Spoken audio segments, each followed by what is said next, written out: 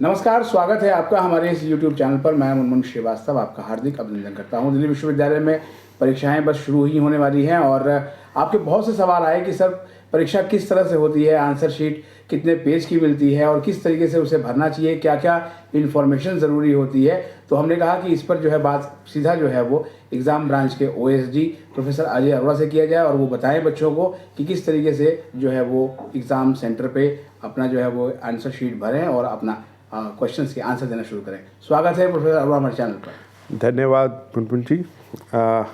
मुझे लगता है कि आप बधाई के पात्र हैं कि आपने एक ऐसा प्रश्न एग्जामिनेशन ब्रांच के आगे रखा जो कि बहुत इम्पोर्टेंट था, लेकिन कभी भी हमने या विद्यार्थियों ने या और लोगों ने भी इस पे कोई इस तरह की चर्चा करने की नहीं सोची। दिल्ली विश्वविद्यालय में अभी जो हम इस सत्र में आपके इस सत्र में जो डिस्कशन करेंगे वो सिर्फ अंडर ग्रेजुएट लेवल के लिए करेंगे। कृपया करके जो पोस्ट ग्रेजुएट के स्टूडेंट हैं वो उनके लिए ये मान्य नहीं है, इसलिए मैं पहले बता दूंगा कि ये सिर्फ जो हमारे अंडर ग्रेजुएट स्टूडेंट हैं उनके लिए मान्य है, क्योंकि पोस्ट ग्रेजुएट स्टूडेंट्स की जो आंसर बुकलेट होती है वो अपने आप में इससे भिन्न होती है।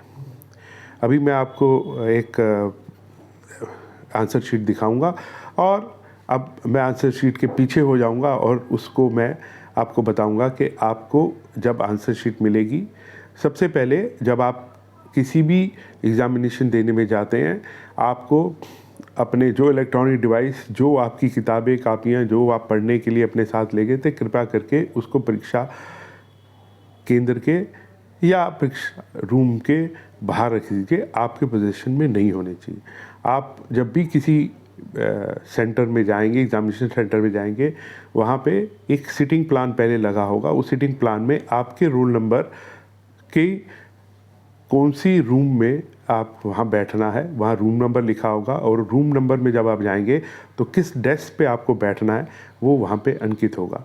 आप से मेरी ये रिक्वेस्ट है कि आप टाइम से पहले परीक्षा केंद्र में पहुँचें। अगर आप SOL के छात्र हैं और दिल्ली से आपका दिल्ली की ज्योग्राफी आपको थोड़ी कम आती है, लोकेशन के बारे में कम ज्ञान है, तो कृपया करके आप उस सेंटर पे एक बार हो आएँ। लेकिन प्राय हमारे जो सेंटर हैं वो दिल्ली विश्वविद्यालय के महाविद्यालय हैं या दिल्ली विश्वविद्यालय में हैं, वो इतना मुश्किल नहीं है पहुंच पाना। लेकिन अगर आप कभी उधर नहीं गए हैं तो कृपया करके एग्ज़ाम शुरू होने से पहले SOL के विद्यार्थी वहाँ एक बार जाके देख सकते हैं कि उनको उनके घर से जाने में कितना टाइम लगता है, ताकि वो एग्ज़ाम में टाइम से पहले पहुंच सकें। आपने मेरे से एक सवाल ये भी पूछा था कि कई बार बच्चे लेट हो जाते हैं। दिल्ली विश्वविद्यालय के नियम के हिसाब से एग्ज़ाम शुरू होने के 30 मिनट तक आप एग्ज़ाम के कमरे में जाके एग्ज़ाम दे सकते हैं। लेकिन आप कोशिश करिए कि अगर आपका एग्ज़ाम 9:30 बजे शुरू हो रहा है, 9 बजे शुरू हो रहा है, आप उससे पहले वहाँ पहुँच सकें। आप शरीर और मानसिक रूप से सेटल हो जाएं ताकि आप एग्ज़ाम बहुत अच्छे मन से दे सकें। तो इसीलिए मेरी आपसे एडवाइस है कि आप टाइम से पहले अपने एग्ज़ामिनेशन सेंटर पे पहुंच जाएं। अब आप एग्ज़ामिनेशन सेंटर में पहुंचने के बाद आपको अपना सिटिंग प्लान पता लग गया, आप उस कमरे में जाइए और आपके पास सिर्फ जो लेखन सामग्री है वही हो सकती है, उसके अलावा कुछ नहीं हो सकता। अब जब आप जाएंगे, आपको आपकी सीट पे जो पहले से अलॉटेड है आपके रोल नंबर के हिसाब से, अब वहाँ बैठेंगे तो आपको आपके सीट पे ही कॉपी दी जाएगी। जो कॉपी दी जाती है उसको भी मैं आपको उसको शेयर करूँगा और उसको आपको कॉपी एग्ज़ाम शुरू होने के 2 से 5 मिनट पहले भी दी जा सकती है। तो आप अगर सीट पे 2 से 5 मिनट पहले बैठे हैं तो वो कॉपी में जो इन्फॉर्मेशन है वो आप एग्ज़ाम शुरू होने से पहले भर सकते हैं। आपका टाइम भी बचेगा और आपकी उसमें गलती होने के भी चांसेस बिल्कुल शून्य हो जाएंगे। ये कॉपी दिल्ली विश्वविद्यालय आने वाले एग्ज़ाम में इस तरह की कॉपियाँ बच्चों को देते हैं। अगर आप ये देखेंगे, ये कॉपी है, इसमें दिल्ली विश्वविद्यालय का लेफ़्ट साइड पे, टॉप लेफ़्ट साइड पे मोनोग्राम है, हिंदी इंग्लिश में लिखा है, ये दिल्ली विश्वविद्यालय का है। और अगर आप टॉप राइट कॉर्नर पे देखते हैं तो उस पर लिखा है सीरियल नंबर क्रमांक 24 पेजेस, यानी कि इसमें 24 पेज हैं। 24 page including the front page, और T- आगे 7 डिजिट का एक नंबर है जो आपकी कॉपी में 0223264 है, 0223264। ये बहुत इंपॉर्टेंट सीरियल नंबर है जो आपको अभी नेक्स्ट पेज में जो हम इंफॉर्मेशन देंगे, जिसको हम अटेंडेंस शीट कहते हैं, उसमें आपको भरना है। अगर वो पहले से भरा है तो आप एश्योर करिए कि जो आपको आंसर स्क्रिप्ट मिली है उसमें वही सीरियल नंबर भरा है और वही रोल नंबर है जो आपका है। अब आप देखिए उसमें लेफ्ट हैंड साइड पे टॉप पे सबसे पहले बॉक्सेस बने हैं जो कि 11 बॉक्सेस हैं। उसके पे लिखा है एग्जामिन रोल नंबर या परीक्षा का अनुक्रम। ये एग्जामिनेशन रोल नंबर है, वो आपको भरना है। ये सबसे ज़्यादा इम्पॉर्टेंट होता है। आपको वो सही तरीके से भरना है। ये 11 डिजिट सही तरीके से भरिए, इसमें कोई गलती नहीं होनी चाहिए। अगर कोई गलती होगी तो ये होगा, अगर मैंने 13 की जगह 31 लिख दिया तो 13 आपका रोल नंबर है, 31 राम कुमार का रोल नंबर है, तो राम कुमार उसमें प्रेजेंट हो गया और 13 की कॉपी होने के बाद भी वो एब्सेंट हो गया। आपकी अपनी आइडेंटिटी को वेरीफाई करने के लिए अगर जरूरत पड़ती है तो हम सेकंड इन्फॉर्मेशन कभी कभी यूज़ करते हैं, जो कि डेट ऑफ बर्थ है। इसमें डेट ऑफ बर्थ में कई बार ये पाया गया है कि बच्चे आज की डेट लिख देते हैं। ठीक है जी, आज की डेट नहीं लिखनी, वो नीचे पूछी जाती है। तो इस बॉक्स में आपको अपनी डेट ऑफ बर्थ लिखनी है, जो कि डेट, मंथ और ईयर के फॉर्मेट में है। अगर आपकी डेट 1 से 9 तारीख है, कृपा करके इसमें 0 डाल दीजिए। इसी तरह मंथ भी जो है 01 से 09, और उसके बाद अक्टूबर, नवंबर, दिसंबर के लिए 10, 11, 12 यूज़ कर सकते हैं। अब आता है यूनिक पेपर कोड। ये यूनिक पेपर कोड वही कोड है जिस दिन में आपका जो एग्ज़ाम है, जो आपका पेपर है, जो आपके एडमिट कार्ड में लिखा है, वही यूनिक पेपर कोड होना चाहिए। वो आप अपने एडमिट कार्ड से यहाँ लिखेंगे। उसके बाद नीचे है name of the course, name of the paper, serial number of the question paper. जैसे ही मैं क्वेश्चन पेपर पे जाऊंगा मैं आपको बताऊंगा वहाँ क्या क्या ये सब लिखा है जो आपको इस कॉपी में लिखना है। डेट ऑफ एग्जामिनेशन, सेमेस्टर इस एग्ज़ाम का, ये हो सकता है कि आप 3rd सेमेस्टर में स्टूडेंट हो या 5th सेमेस्टर के स्टूडेंट हो, लेकिन आप अगर एग्ज़ाम 3rd सेमेस्टर का दे रहे हैं या 1st सेमेस्टर का दे रहे हैं और आप उसके छात्र नहीं हैं, तो ये एग्ज़ाम है, आप किस सेमेस्टर में है ये वो इन्फॉर्मेशन नहीं है। Number of continuation sheet use, अगर आप आंसर देना शुरू करते हैं और आपकी रिक्वायरमेंट इस पहली बुकलेट जिसमें 24 पेज हैं उसे पूरी नहीं होती, तो आप एक कॉन्टिन्यूशन शीट लेते हैं, उसको भी मैं इसके बाद दिखाऊंगा। और जितनी कॉन्टिन्यूशन शीट लेते हैं आपको एक फॉर्म पे साइन करने होते हैं। अगर आप पहली लेंगे तो 1 साइन करेंगे, 2 लेंगे तो 2 साइन करेंगे। उसके बाद में जब ये एग्ज़ाम ख़त्म हो जाए उसी ऑर्डर में कॉन्टिन्यूशन शीट को इसके साथ बांध के टैग करके, और अगर आपने 2 कॉन्टिन्यूशन शीट ली है तो number of continuation sheet use उस पर 2 लिख दीजिए। इसके अलावा आपने और कोई इन्फॉर्मेशन इसमें नहीं भरनी है।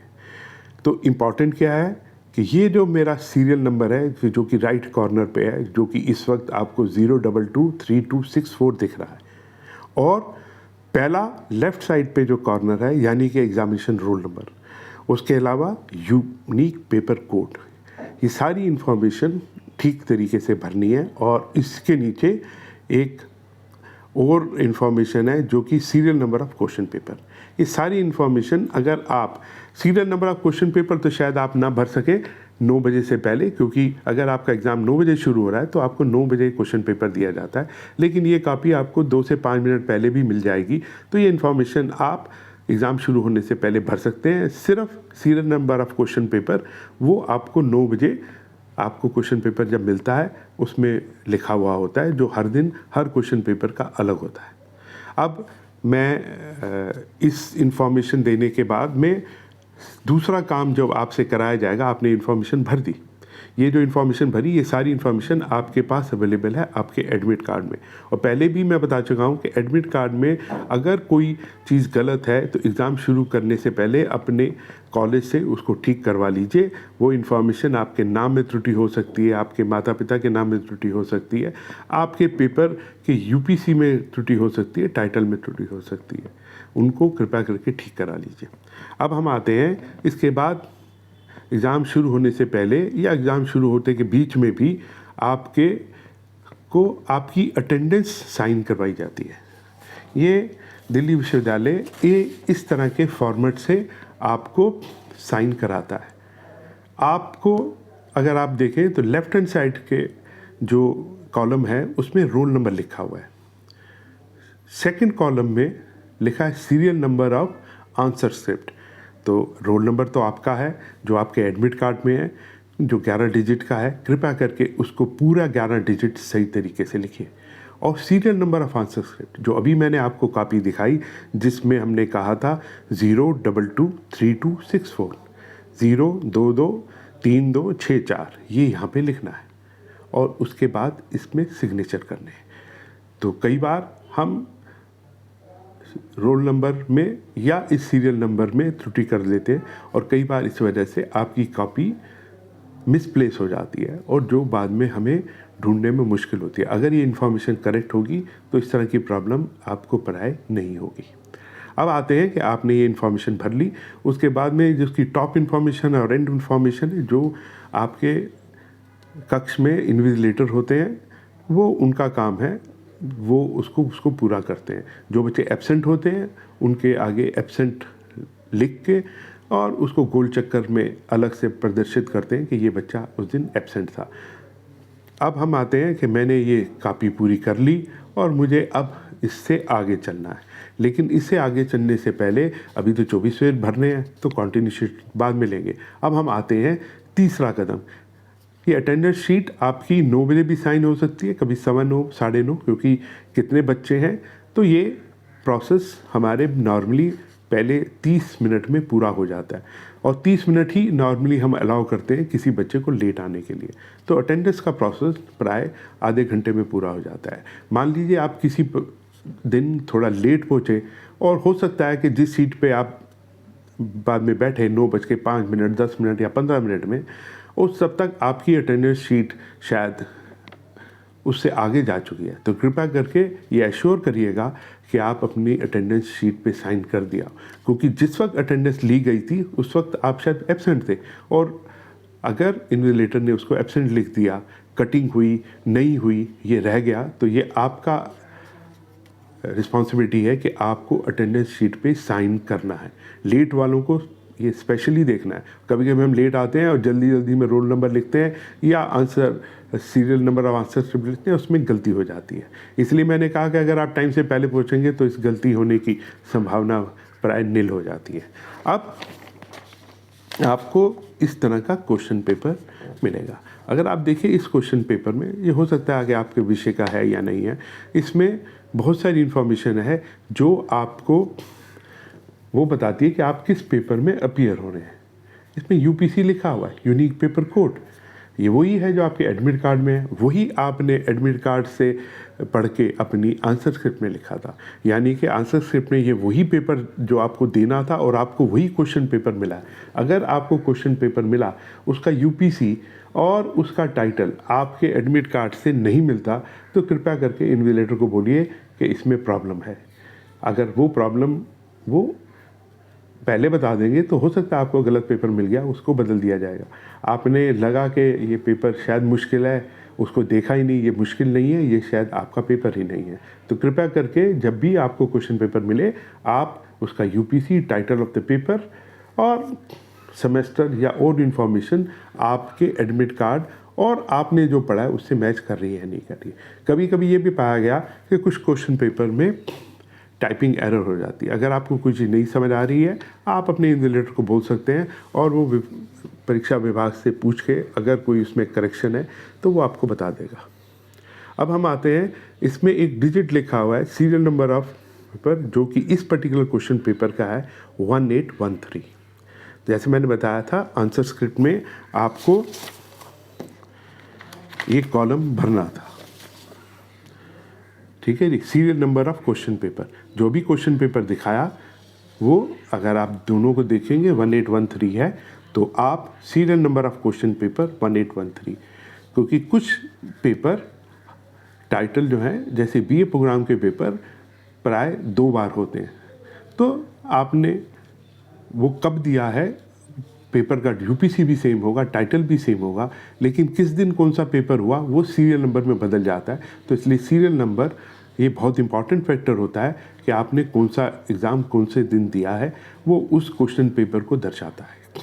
तो कृपया करके ये इन्फॉर्मेशन जब आपको क्वेश्चन पेपर मिल जाए, वो इन्फॉर्मेशन आप अपनी आंसर शीट पे लिख दीजिए और ये अश्योर करिए कि जो क्वेश्चन पेपर मिला है वो वही है जो आपने अपने एडमिट कार्ड में भरा था और वही पेपर में आप अपीयर हो रहे हैं। उसके बाद में आपने अपनी पूरी आंसर स्क्रिप्ट जो 24 पेज की थी भर दी। प्राय आप ये कोशिश करिए कि साफ लिखें, एक ही माध्यम में लिखिए। अगर आप हिंदी माध्यम में लिख रहे हैं तो हिंदी माध्यम में लिखिए, इंग्लिश माध्यम में लिख रहे हैं इंग्लिश माध्यम में लिखिए, और हिंदी माध्यम में लिख रहे हैं तो देवनागरी में लिखिए। हिंदी का मतलब आज की हिंदी नहीं है कि अल्फ़ाबेट ABCD और उसकी हिंदी बनाए, इस तरह की भाषा हमारे को एक्सेप्टेड नहीं है। या तो आप हिंदी में लिखिए या उसको इंग्लिश में लिखिए। अगर कोई और भाषा का पेपर है, तमिल, तेलुगु, तो वो भाषा आप इस्तेमाल कर सकते हैं, लेकिन बाकी प्राय सभी पेपरों के लिए भाषा माध्यम जो है लिखने का वो एक ही होगा। आधा पेपर आप इंग्लिश आधा हिंदी में नहीं दे सकते, ये आपको एक ही भाषा में उसको देना होगा। और जब आपकी ये शीट भर गई, अब आप अपनी सीट पे कंटिन्यूशन शीट मांग सकते हैं। कंटिन्यूशन शीट मांगेंगे तो आपको एक फॉर्म मिलेगा, उसमें आपको साइन करना पड़ेगा। जैसे ही आपने कंटिन्यूशन शीट ली, वो इस तरह की है।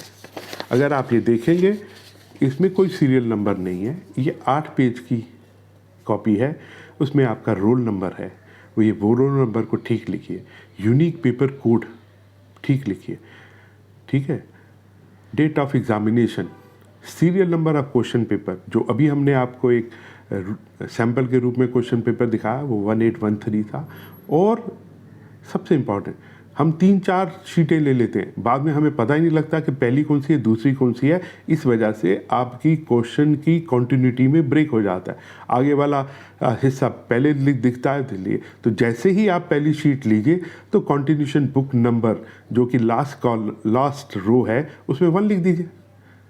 अब पहली 24 पेज की कॉपी भर गई, कंटिन्यूशन बुकलेट 1 भर गई जिसपे हमने 1 लिखा था, अब 2 ले ली, उस पर 2 लिख दीजिए इमीडिएटली। तो जब आप एंड में, क्योंकि कई बार एंड में टाइम कम रहता है और हमसे गलती होने के बढ़ जाती हैं, तो इसकी जो कंटिन्यूटी है वो प्रॉपर उसी ऑर्डर में रहे जिस ऑर्डर में आपने आंसर अपने लिखे हैं। तो उसके आगे 1, 2, 3 जितनी भी कॉपी ली, जैसी ही कॉपी ली उसको उस पर लिख दीजिए और उसी ऑर्डर में उसको बांध दीजिए। और एंड में वापस अपनी आंसर स्क्रिप्ट पे जाएंगे तो आप ये देखेंगे कि वहाँ पे लिखा है number of continuation sheet use, वो भर दीजिए। अगर आपने 3 ली हैं तो 3 भर दीजिए। और जैसे आपने ली थी, अगर 1, 2, 3 होगा, इसके पीछे पहले 1 आएगी, फिर 2 आएगी, 3 आएगी, इसमें होल है, वो आपको थ्रेड दे देंगे, आप इसको बांध दीजिए। और अपनी सीट पे अगर कहा जाए या इन्विजिलेटर उसको दे दीजिए। आप सबको बहुत बहुत शुभकामनाएं। तो सर जैसे मान लिया कि किसी स्टूडेंट को पेपर में कुछ आ नहीं रहा है, वो एग्ज़ाम सेंटर से निकलना चाहता है, तो क्या वो समय से पहले भी निकल सकता है? देखिए, समय से पहले निकल सकता है, लेकिन किसी भी हालत में वो आधे घंटे से पहले अपनी सीट नहीं छोड़ सकता। वो आधे घंटे से पहले किसी भी हालत में अपनी सीट नहीं छोड़ सकता। और इसी तरह से लास्ट के आधे घंटे में वो वॉशरूम भी नहीं जा सकता। और पानी पीने के लिए हर सेंटर में ये सुविधा है कि आपको आपकी सीट पे पीने के लिए पानी, drinkable water would be provided. बहुत बहुत धन्यवाद सर, आपको छात्रों को इतने नमस्कार, मतलब जो है वो बिल्कुल विवेचनात्मक तरीके से समझाने के लिए एक पॉइंट, और जो है वो आपका फिर मैं आपका धन्यवाद ज़्यादा दूंगा क्योंकि आपने ये जो एपिसोड किया, ये मुझे लगता है कि ये एपिसोड बहुत ज़रूरी है, लेकिन ये आज तक कहीं छुपा रहा। आपका स्पेशल धन्यवाद। नमस्कार।